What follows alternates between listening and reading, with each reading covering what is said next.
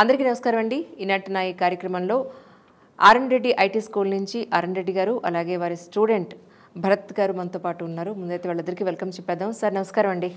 భరత్ గారు నమస్కారం. మొత్తానికి ఇంకొక స్టూడెంట్, సో లైట్ బ్రీఫ్ మీ నుంచి ఇచ్చేస్తే మిగతా వివరాలు భరత్ గారిని అడిగి తెలుసుకుంటాను.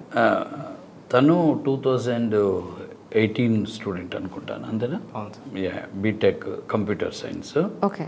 సో మన దగ్గరికి రాకముందు అంటే తను ఇది కోర్సులు జావా అవి నేర్చుకొని మనకు తెలిసిన వాళ్ళ ద్వారా వచ్చాడు. ఓకే. వచ్చి నేను ఆ కోర్స్ చేశా, జావా నేర్చుకుని డైరెక్ట్ ప్రొఫైల్ పట్టుకుని వచ్చిండు వాళ్ళ ఫాదర్తో ప్రొఫైల్ పట్టుకుని వచ్చి ఇంటికి వచ్చి కలిశారు.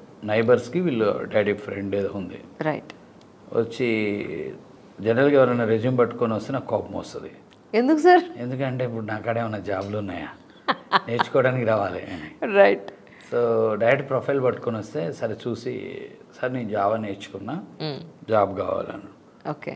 నేను సరే అది కాదులే కానీ జావా అదో ఏం కాదు, నేను ట్రైనింగ్ ఇస్తాను 4 months, తర్వాత నీకు ప్లేస్మెంట్ ఆటోమేటిక్గా వస్తుంది అంటే కోపంగా చూసిండు నా వైపు. ఎందుకు కోపంగా చూసిండు అని తర్వాత చెప్తుంటాను. సో చాలా చోట్ల పోయినాం, ప్రతి ఒక్కళ్ళు ఇట్లనే చెప్పి టైం వేస్ట్ అయింది మాకు బాగా. అండ్ చాలా చోట్ల నెగిటివ్ కామెంట్లు వస్తాయి. అంటే నేను ఆ తర్వాత చెప్పాడు, ఆ రోజు వరకు కోపం చూస్తే నాకు అర్థమైంది. నేనేమన్నా అంటే రేపు ఇన్స్టిట్యూట్కి రా, ఒక 1 week క్లాసెస్ సరదాగా విను, నువ్వు నేర్చుకున్నది సరిపోతుంది, నాకు జాబ్ రావాలి అంటే వీళ్ళు హెల్ప్ ఫర్ జాబ్, లేదు నేర్చుకోవాల్సింది ఉంది అనుకుంటే జాయిన్ అవ్వు క్లాసెస్లో అని చెప్పాను. సో 3-4 days క్లాస్ కాగానే వచ్చి దగ్గరకు వచ్చి సార్ నేను కంటిన్యూ అవుతానా, నేను జాయిన్ అవుతాను అని చెప్పాడు. అంతేనా? అదే ఇంకంతే. అంత సౌమ్యంగా ఉన్నాడు సార్, అంత సీరియస్ చూసాడు అంటే అది వెరైటీ మాకు అర్థమైపోతాయి, చూస్తుంటాం కదా.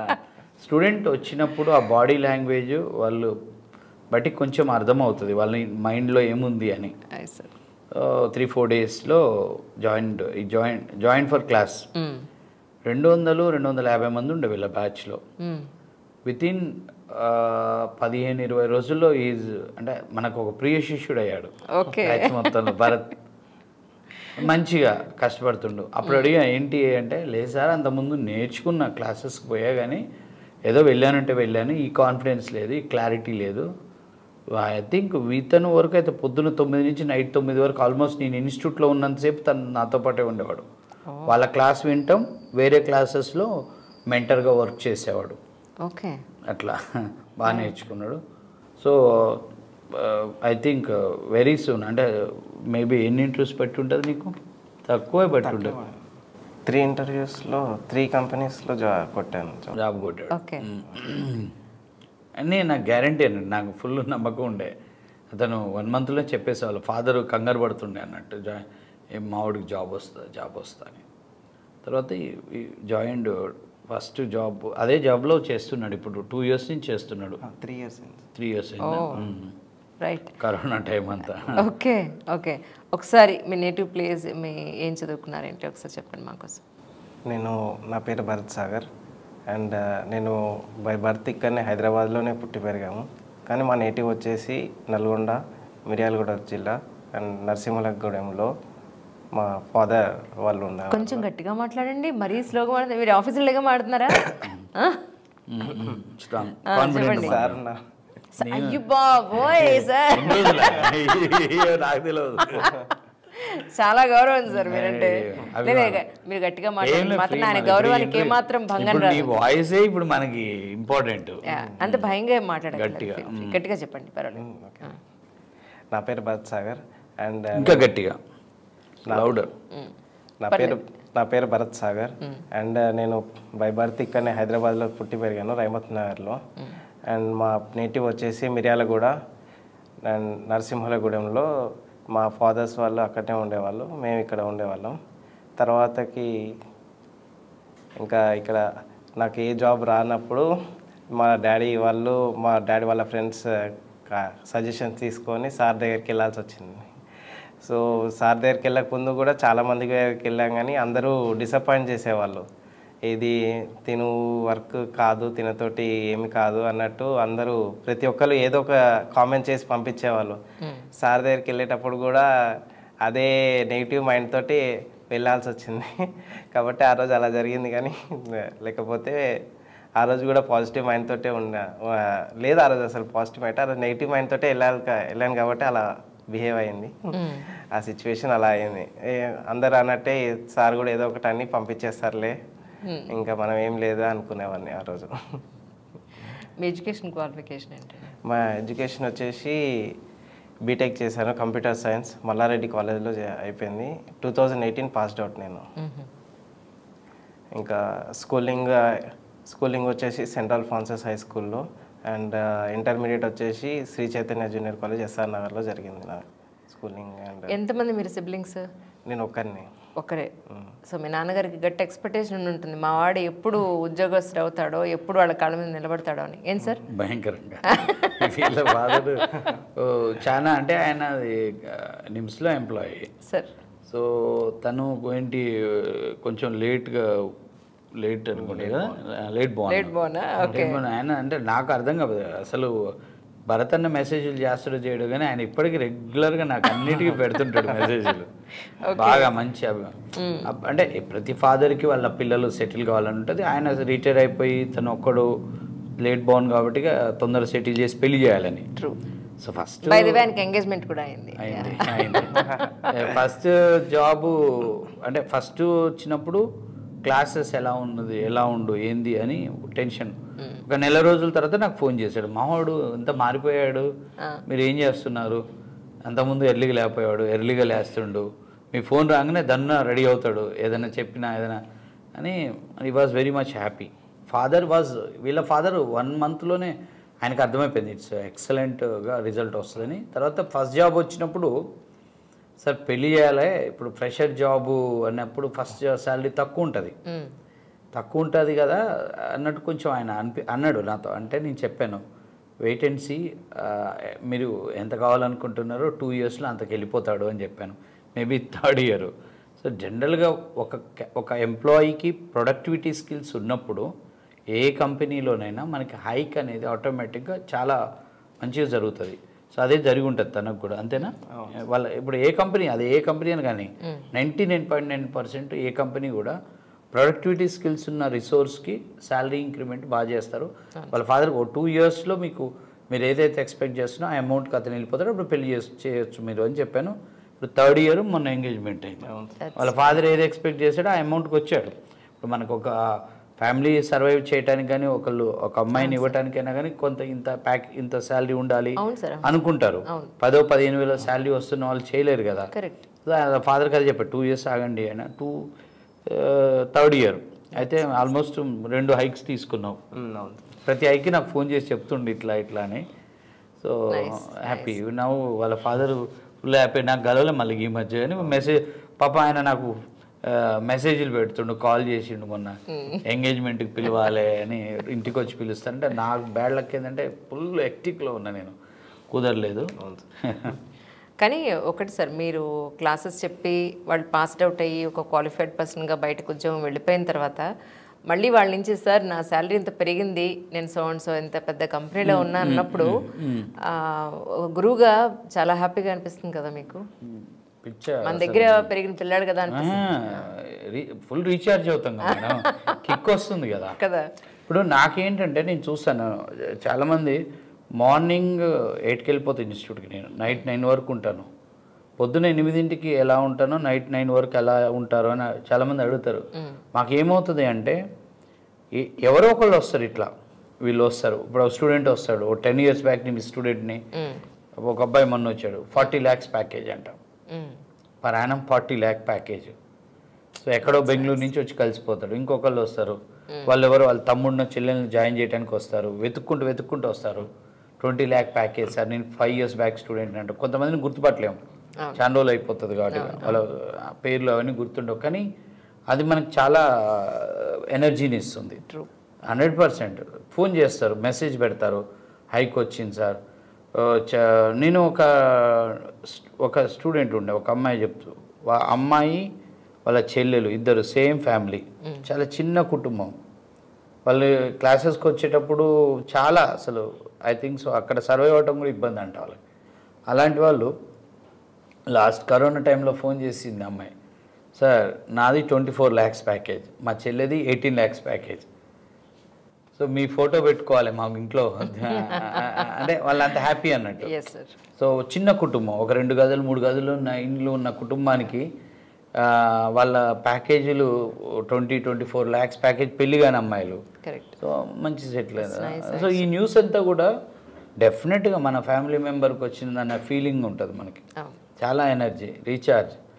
నేనేం చేస్తానంటే అనుకోకుండా వస్తుంటారు విజిటర్స్, స్టూడెంట్ కానీ ఫోన్ కానీ వస్తే ఆ ఇన్ఫర్మేషన్ ఏంటంటే మేము క్లాసెస్లో చెప్తాం, ఇట్లా మన స్టూడెంట్ ఇలా జాయిన్ అయ్యాడు, ఇప్పుడు ఇంత ప్యాకేజ్ ఇంత. అప్పుడు ఏంటంటే వాళ్ళకు కూడా మోటివేట్ అవుతారు కదా క్లాస్లో స్టూడెంట్స్, దానికి చాలా హెల్ప్ అవుతుంది. అంటే it helps to me, it as well as it will give motivation to the student. Present ఎక్కడ చేస్తున్నారండి? ప్రెసెంట్ నేను జెన్వర్క్ కంపెనీలో చేస్తున్నాను, జెన్వర్క్ డిజిటల్. సూపర్. గచ్చిబౌలిలో. గ్రేట్ అండి రియలీ. ఇంకా అదే కంపెనీలో మన స్టూడెంట్స్ చాలా మంది ఉన్నట్టు. అవును సార్, చాలా 75% R&D సార్ స్టూడెంట్సే ఉంటారు. రైట్. అది ఇంతకుముందు టెక్ అట్లాంటికా అంతే కదా, ఇప్పుడు జెన్వర్క్ డిజిటల్. సో ఎవరైతే .NET నేర్చుకోవాలని అనుకుంటున్నారో అలాంటి స్టూడెంట్స్కి, లేదంటే జాబ్ లేని స్టూడెంట్స్కి మీరు ఏం చెప్తారు? పక్కా నేర్చుకోవాలి అంటాను, ఎందుకంటే అది డెవలప్మెంట్ అనేది ఇంపార్టెంట్ అనమాట. అది డెవలప్మెంట్ కోర్స్ కాబట్టి ఒక సైట్ని మనం డెవలప్ చేయొచ్చు కాబట్టి అది చాలా ఇంపార్టెంట్గా ఫీల్ అవుతాం మేమందరం. అది ఒక గేమ్ లాగా అనుకుంటాం. ఒక వీడియో గేమ్ ఆడే వాళ్ళకి చాలా ఇంట్రెస్టింగ్గా ఉంటుంది ఆ లాంగ్వేజ్ ఇంప్లిమెంటేషన్ కానీ, ఆ లాజిక్స్ రాయడం కానీ. అలా మేము చేస్తాం కాబట్టి మాకు చాలా ఇంట్రెస్టింగ్గా వెళ్ళి చాలా గ్రోత్ కూడా చాలా అనిపిస్తుంది మాకు. అది ఈ టైంకే చేస్తా అని ఏం పెట్టుకోము మేము. అది కంప్లీట్ అవ్వాలి ఆ టాస్క్. ఎలా అంటే ఒక అతను గేమ్ ఆడుతున్నాడంటే ఆ గేమ్లో సక్సెస్ అయ్యే వరకు వదలకుండా ఎలా ఉంటారో మేము కూడా ఆ ఇంప్లిమెంటేషన్ అనేది కానీ ఏదన్నా టాస్క్ కానీ ఇచ్చినప్పుడు మాత్రం కంపల్సరీగా అది ఆ రోజుకి అవ్వాలి అనుకున్నప్పుడు ఆ రోజుకి అది ఎంత అవన్నీ నైట్ 1 అవని 2 అవని లేకపోతే నెక్స్ట్ డే మార్నింగ్ 10 వరకు కానీ మేము చేస్తూనే ఉంటాం అది ఆ టాస్క్. అలా మేము చేయబట్టే మాకు కొంచెం ఇంట్రెస్టింగ్. వీళ్ళ కంపెనీలో కూడా వీళ్ళ టైంలో 5 to 6 members జాయిన్ అయ్యారు ఎట్ ఏ టైం మీరు మీ బ్యాచ్లో. అంటే R&D సార్ దగ్గర నేర్చుకోవాల్సింది ఏంటంటే ఒకరికి సహాయం చేయడం నేర్చుకోవాలి. ఎలా అంటే చాలామందికి సార్ సహాయం చేస్తూ ఉంటారు, చాలామందికి అసలు పేద విద్యార్థులకు కానీ ఎవరికైనా కానీ సార్ చాలా హెల్ప్ చేస్తారు. అలా ఒకవేళ మాకు జాబ్ వచ్చిందంటే మా సైడ్ నుంచి కూడా మేము కాంట్రిబ్యూట్ చేస్తాం. అలా నా శాలరీ కూడా, నా ఫస్ట్ శాలరీ నేను సార్కే ఇచ్చేసాను. కరెక్ట్, నేను మర్చిపోయాను. కరెక్ట్. అప్పుడు మేము అంటే ఎలా అంటే కరోనా బిఫోర్ అనుకుంటా సార్ ఏం చేసేవాళ్ళం అంటే, ఒకరోజు ఏమైంది, స్టూడెంట్ వచ్చి సార్ కోర్స్ చివరిలో వెళ్ళిపోతాము, ఇంటర్వ్యూ స్టార్ట్ అవుతున్నప్పుడు వెళ్ళిపోతున్నా సార్, ఇంటికాడ రమ్మంటున్నారు అన్నది ఒక అమ్మాయి. ఏమైంది ఎందుకు అంటే, ఇంకా హాస్టల్ అకామిడేషన్కి ఇంటికాడ నుంచి పంపించలేని పరిస్థితి ఉంది, సో నేను వెళ్ళిపోతా సార్ అంటే 4-5 months క్లాసెస్ వినేంతవరకు వాళ్ళకి ఫైనాన్షియల్గా సరిపోయేది. ఇవి ఉండలేకపోతున్నారు, ఇంటికాడ ఏదో ఇబ్బంది ఉంది. సో ఇలా ఇప్పుడు వీళ్ళని మనం ఆపగలిగితే ఇంకో 1 నెల రోజుల్లో 2 నెలలు మనం హెల్ప్ చేయగలిగితే వాళ్ళు ఐటీలో జాబ్ కొట్టుకుంటారు, జాబ్ వస్తుంది. జాబ్ వచ్చింది అంటే వాళ్ళు సాఫ్ట్వేర్ ఇంజనీర్ అవుతారు, ఇక వాళ్ళని ఇంకా తిరిగి చూసుకోవాల్సిన పని లేదు. వీళ్ళని ఇంకా మనం హెల్ప్ చేయకుండా ఎవరు చేయకపోతే వాళ్ళు వెళ్ళిపోతే ఇంకా కథం, వాళ్ళ లైఫ్ స్పాయిల్. అప్పుడు నాకు వచ్చిన ఆలోచన ఏం చేశానంటే, ఇలాంటి వాళ్ళకి కొద్దిగా లైక్ హాస్టల్ ఫీజులకి హెల్ప్ చేద్దామని చెప్పేసి నేను అంటే నా సర్కిల్లో కొంచెం అనౌన్స్ చేసి, వీళ్ళు క్లాస్లో అనౌన్స్ చేసి అప్పుడు మేము జస్ట్ ఒక కపుల్ ఆఫ్ ఫ్రెండ్స్తో కలిసి కొంత అమౌంట్ ఎక్కువ గ్యాదర్ చేసి కొంతమంది స్టూడెంట్స్కి హాస్టల్ ఫీజులు కట్టాం అన్నట్టు. ఇలాంటి వాళ్ళకి ఇది లాస్ట్ ఎండ్ లైన్లో ఉన్నారు, 1-2 months స్పాన్సర్ తలా ఒకళ్ళు వచ్చి ఒక స్టూడెంట్కి 2 స్టూడెంట్లకి పే చేశారు హాస్టల్ ఫీజు. అప్పుడు వీళ్ళు ఆ బ్యాచ్లో వీళ్ళు ఉన్నారు, వీళ్ళు క్లాసులు వింటున్నారు, వీళ్ళకి అప్పుడు జాబ్లు వచ్చినాయి. అప్పుడు పాపం స్టూడెంట్స్ని మేము అప్పుడు చెప్పము, వాళ్ళంతా వాళ్ళే వచ్చి ఒకళ్ళు నేను నా శాలరీలో కొంత ఇస్తానని, తను ఫస్ట్ శాలరీ అంత ఇచ్చినట్టుంది, కంప్లీట్ అమౌంట్ తీసుకొచ్చి ఇస్తే మేము మళ్ళీ స్టూడెంట్కి ఫీజులు కట్టామన్నట్టు. హాస్టల్ ఫీజులు కూడా ఎట్లా కడతామంటే, మేము మా ఎంప్లాయీ వెళ్ళి వాళ్ళ హాస్టల్కి వెళ్ళి ఇప్పుడు భరత్ ఒక 10,000 ఇచ్చాడు, 10,000 అప్పుడు ఒక 2 నెలలు హాస్టల్ ఫీజుకి వస్తుంది ఒక స్టూడెంట్. ఒక స్టూడెంట్ని టార్గెట్ చేసి ఆ స్టూడెంట్కి 2 నెలలు హాస్టల్ ఫీజు వెళ్ళి మా ఎంప్లాయీ వెళ్ళి కట్టి రిసీట్ తీసుకొని వస్తాం. స్టూడెంట్ చేతికి మిస్యూజ్ అవుతాయి. True, that's great sir. అది చేస్తాం, అది అప్పుడప్పుడు చేస్తూ ఉంటాం. ఇంకెందుకు సార్ మీరే హాస్టల్ పెట్టేసి మీరే ఫుడ్ సప్లై చేస్తే అయిపోతేమో సార్. అన్ని మేనేజ్ చేయలేము కదా, క్లాసులు కాన్సన్ట్రేట్ చేయలేము. ట్రూ, అడుగుతారు పిల్లలు పెట్టండి కానీ క్లాసెస్లో ఫోకస్ తగ్గుద్ది అవన్నీ చేయాలంటే. కరెక్ట్. అంటే మీ దాంట్లోనే ఇంకొక మెంబర్ ఎవరైనా వచ్చి జాయిన్ అయితే తప్ప మీరు కాన్సన్ట్రేట్ చేయడం అనేది కష్టము. అందులో వాళ్ళ పిల్లలకు కూడా ఏం చెప్తానంటే, అంటే జనరల్గా అకామిడేషన్ బాగాలేదు, హాస్టల్ అలా ఉంది ఇలా ఉందని ఉంటారు. ఇది మనకి టెంపరవరీ 4-5 months ఓపిక పట్టండి, అడ్జస్ట్ అవ్వండి. ఇంటికాడ ఉన్నట్టు ఉండదు, టు అడ్జస్ట్. ఇక్కడ ఈవెన్ మా ఇన్స్టిట్యూట్కి వచ్చినప్పుడు కూడా చెప్తాను, ఇక్కడ ఒక చైర్ వేస్తాం, ఒక ఫ్యాన్ ఉంటుంది, ఒక రూఫ్ ఉంటుంది, అంతే. ఏసీ ఉందా, అది ఉంది, ఇది ఉంది, ఇవన్నీ ఉండవు, ఇవన్నీ మీతో రావు. ఇక్కడ మీకు వచ్చేది ఓన్లీ నేను ఇచ్చే సబ్జెక్టు. సిమిలర్గా హాస్టల్లో కూడా మీరు ఓవర్ ఎక్స్పెక్టేషన్ అడ్జస్ట్ అవ్వండి, అంతే. అడ్జస్ట్ అవ్వటమే లైఫ్లో చాలా గొప్పది, అది దాన్ని మించింది లేదు. And you have to adjust, this the life. మీరు ఇప్పుడు ఎలా అయినా బతకగలుగుతారు, నేల మీదైనా పండుకోగలుగుతారు, మీకు ఆ ఓపికలు ఉంటాయి, ఆ శక్తి ఉంది, వస్తుంది, ఏం కాదు. అది వీటన్నిటిని వాళ్ళు బేర్ చేయాలి. ఇంకోటి మాకు ఇంకో హెల్పింగ్ హ్యాండ్స్ కూడా గ్రూప్ కూడా ఉంది, R&D హెల్పింగ్ హ్యాండ్స్ అని వాట్సాప్ గ్రూప్. సో అందులో మేము బ్లడ్ డొనేషన్స్, ఎవరికైనా అర్జెంట్గా బ్లడ్ కావాలి అంటే స్టూడెంట్ వెళ్ళి ఇస్తాడు. నన్ను ఆ గ్రూప్లో యాడ్ చేయండి సార్, ఎందుకంటే నాకు మీ నెంబరు చాలా మంది పెడితే నేను, మాకు గ్రూప్ ఉందన్నమాట, నేను యాడ్ చేస్తాను. చేస్తే ఎవరికైనా ఎమర్జెన్సీలో బ్లడ్ ఏదైనా అవసరం ఉందన్నప్పుడు పాపం ఒక మెసేజ్ పెడతారు, పెట్టినప్పుడు వాళ్ళకి ఆ నెంబర్స్ ఫార్వర్డ్ చేస్తే వాళ్ళే అంతా. అదే ఇంతకు ముందు మాకు ఎలా ఉండేదంటే బాగా క్రౌడెడ్ ఉండేది కరోనా ముందు, స్టూడెంట్ ఎక్కువ క్రౌడ్. అప్పుడు ఇన్స్టిట్యూట్కి మాకు హాస్పిటల్స్ నుంచి కాల్స్ వచ్చాయి, ప్రైమ్ హాస్పిటల్ ఇట్లా ఏమని బ్లడ్ ఈ గ్రూప్ కావాలి, ఆ గ్రూప్ కావాలన్నప్పుడు నేనేం చేసామనంటే ఆ బ్లడ్ గ్రూప్ ఉన్న స్టూడెంట్లని పిలిచేవాడిని, లేపేవాడిని, క్లాస్లో అడిగి మోటివేట్ చేసి. మామూలుగా మనకి ఓ పాజిటివ్ బ్లడ్ కావాలంటే మీరు ఎవరైనా వెళ్తారా అంటే 100 మందిలో ఒక్కడు కూడా పోడు. సో ముందు దానికంటే ముందు ఈ యొక్క కాన్సెప్ట్ యొక్క గొప్పతనం ఏంది, బ్లడ్ డొనేట్ చేయటం వల్ల నష్టమైతే ఎటువంటిది లేదు, మన బ్లడ్ ఎప్పటికప్పుడు రీసైకిల్ అవ్వాలి.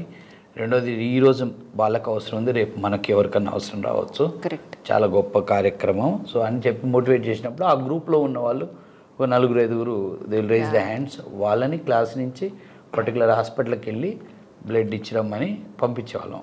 సార్ అంటే నా పర్సనల్ డౌట్, యాక్చువల్లీ వీళ్ళు ఇంటికి దూరంగా ఉంటారు, వీళ్ళు హాస్టల్లో ఉంటారు, సరిగా తిని బయట అవుట్ సైడ్ ఫుడ్, పాపం ఆ టైంలో వాళ్ళతో బ్లడ్, యంగ్స్టర్స్ కదా, అంతేనంటారా? వీళ్ళకి వీళ్ళు రాళ్ళు తిన్నా కరిగించుకుంటారు. నేను అంటాను, మీ ఎనర్జీ ఎలా అంటే ఇప్పుడు ఆ గోడను గుద్దితే గోడ బద్దలవుతుంది, మీకు తెలవదు ఇక్కడ అంత ఎనర్జీ ఉందని. Okay, right, 100%. వాళ్ళకి 22-25 ఏజ్ గ్రూప్ కదా, వాళ్ళకి వాళ్ళు ఎనఫ్, ఏం కాదు. That's really nice sir, that's really nice. They can. చాలా మందికి వెళ్ళిపోయింది బ్లడ్. మేము స్టూడెంట్లు కరోనా టైం నుంచి ఆగాం, కొద్దిగా భయపడి పిల్లల్ని పంపించొద్దని చెప్పి ఆగిపోయాం. కానీ అంతకుముందు అయితే బీభత్సంగా రోజు క్లాసుల నుంచి వెళ్ళిపోతుండే, 4-5 వెళ్ళిపోతుండే వాళ్ళు, వాళ్ళని బాగా అప్రిషియేట్ చేసేవాళ్ళం, ఓ సెల్ఫీ కొట్టేవాడిని, స్టేటస్లో పెట్టేవాడిని. నేను జనరల్గా నా స్టేటస్లో ఏం పెట్టను, బ్యాచ్ ఉంటే చెప్తాను, అంతేగాని వేరే పర్సనల్ ఏం పెట్టాం. ఇది ఒకటి పెడతాం అన్నట్టు, ఎవరైనా మన స్టూడెంట్ హెల్ప్ చేస్తే సెల్ఫీ కొట్టేవాళ్ళం. రైట్ అండి, థ్యాంక్ యూ అండి, thank you so much Bharat గారు.